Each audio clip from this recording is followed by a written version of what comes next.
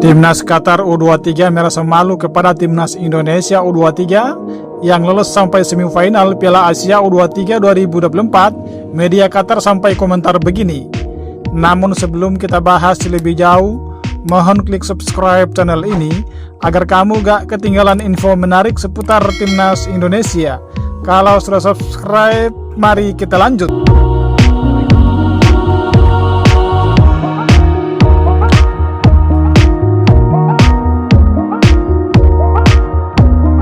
Timnas Qatar U23 merasa malu sama Timnas Indonesia U23 yang lolos ke semifinal Piala Asia U23 2024, sementara Timnas Qatar kandas di tengah jalan.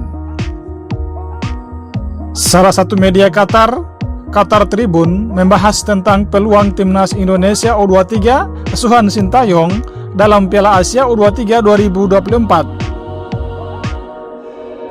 Sebagaimana diketahui bahwa Timnas Indonesia U23 akan berhadapan dengan Timnas Uzbekistan U23 dalam babak semifinal Piala Asia U23 2024. Perhatian dunia seolah tertuju kepada Timnas Indonesia U23 yang berhasil menaklukkan Korea Selatan U23 pada babak perempat final.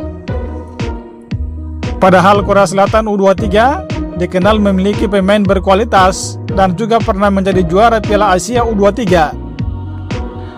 Namun justru Korea Selatan U23 kalah sama Timnas Indonesia U23 yang merupakan pendatang baru dalam ajang Piala Asia U23 2024. Ternyata menurut media Qatar, lawan terberat Timnas Indonesia U23 bukanlah Korea Selatan ataupun Jepang. Dalam salah satu beritanya, media Qatar Tribun memuji tekad kuat serta keberhasilan Timnas Indonesia U23 dalam Piala Asia U23 2024.